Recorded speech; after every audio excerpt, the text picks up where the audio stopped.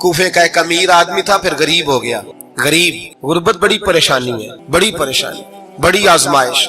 غریب بیوقوف اس لیے ہوتا ہے کہ اس کی جیب میں پیسے نہیں ہوتے. غریب مجبور اس لیے ہوتا ہے کہ اس کے پاس ہوتا کچھ نہیں نا، تو ساری آزمائشیں کٹھی آ جاتی. غریب آدمی تھا، محنت مزدوری کرتا لیکن پوری نہ ہوتی. وہ کہتا ایک دن گلی میں ککڑی بیچنے والا آیا.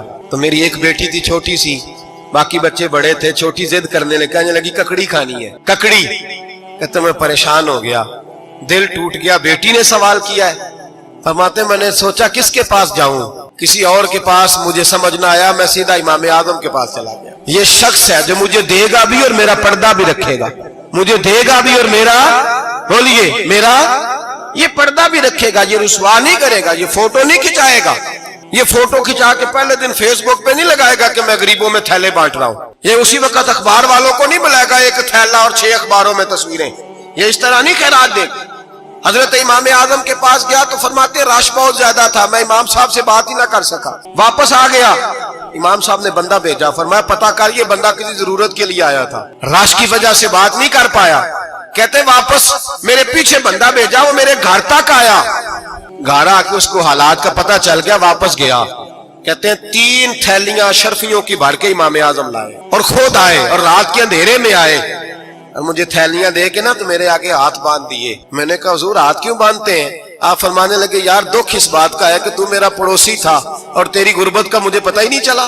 تو میرے علاقے کا تھا اور میں نے سوچا ہی نہیں، میرا اپنا تھا مجھے خیال ہی نہیں آیا. اور میں معاف کر دے، میری شکایت نہ کرنا کہ یہ میری طرف توجہ نہیں کرتا.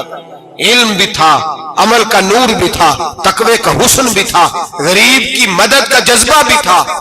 آج لوگوں پر مال کا فتنہ سوار ہوتا ہے، سب پر نہیں لیکن زیادہ لوگوں پر. جیسے جیسے مال آتا جاتا ہے ویسے ویسے عقل بھی آتی جاتی ہے، ویسے ویسے سیانے بھی ہوتے جاتے ہیں. کہتے ہیں وہ بھی کمائے وہ بھی کرے، میں تو ٹیکنیکلی بڑا ہوں، میں عقل مندی میں بڑی.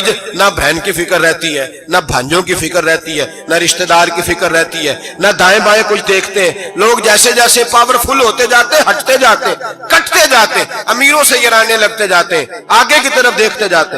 امام اعظم ابو حنیفہ رحمت اللہ علیہ نے ساری زندگی پیار کیا، محبت بانٹی، علم، فقاہت، تقوی، روشنی.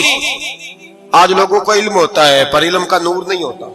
ہمیں بہت ساری باتوں کا پتہ ہوتا ہے پر وہ باتیں ہمارے لفظوں میں ہوتی ہیں، ہم اس کے حسن سے آگاہ. اور اگر میں یہ کہہ دوں کہ ہمیں ان باتوں پر یقین کامل نہیں ہوتا، کہہ رہے ہوتے ہیں، ہم سمجھتے ہیں، بڑی باتیں کرتے ہیں، لیکن ان باتوں کے پیچھے جو عمل کا جذبہ ہے وہ پھیکا ہوتا ہے.